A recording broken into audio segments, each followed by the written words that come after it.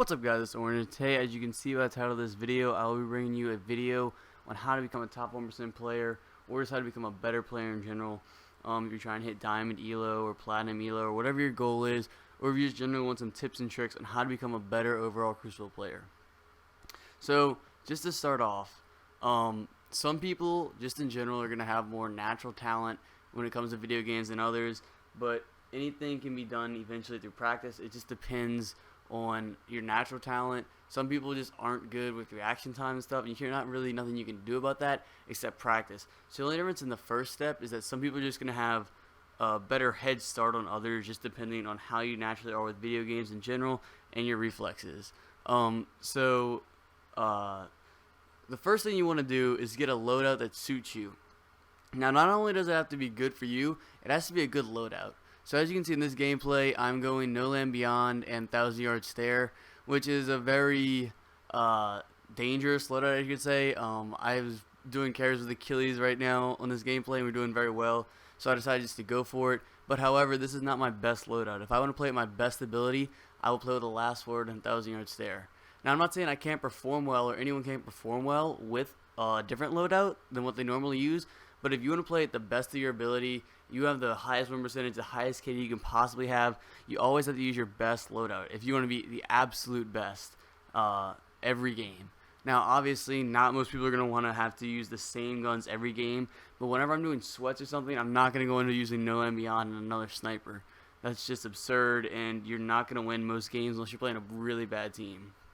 Okay, so moving on to my next point. Decision making is a lot more important than, I'd say, gun skill. Honestly, I've seen some teams that have terrible gun skill, but when I'm doing carries, if they just flank us better and they just get the flanks, you don't have to be a good shot if you're shooting someone from behind and you just don't see them coming.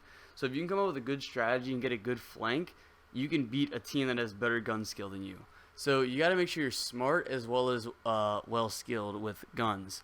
So I would say that good flanks, good decisions, knowing when to push, knowing when to stay back is a lot more important than having good gun skill. Now, don't get me wrong, pure gun skill is always great, but it's going against a well-coordinated clan or team or something along those lines.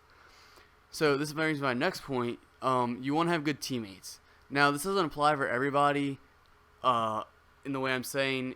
Like, as you can see right here, me and Achilles are helping this guy go flawless. So you don't necessarily need to have good teammates to win, but if you want to do the best as you can as a team, get good teammates. So obviously, if I had like Trev or Anwar playing with me in this game, we probably would have done better. I mean, obviously we didn't need to do much better because we annihilated them, so it didn't really matter, but we could play better if we had a better player with us. So if you're struggling, make sure you have well-rounded teammates. Make sure you know each other's chemistry and how they play. So my win percentage could be higher if I never did carries and if I only play with people that I knew how to play with. But I'd rather help people out, get them flawless, than just win every game and dominate, because honestly that just becomes a little boring after a while. So this is just a very brief and broad summary of this. If you want a more detailed, like more specific, like when to res snipe, when to push, let me know. I can give you a much more detailed summary of that. I'm kind of rushing as this gameplay is almost over, actually. But, yeah, just comment below if you want, like, when to push, when to res snipe, what to do. If you want more detailed lists, I can make a series out of this and just give as much detail as possible as I can. So that's about it, guys. Hope you enjoyed the video. Peace out.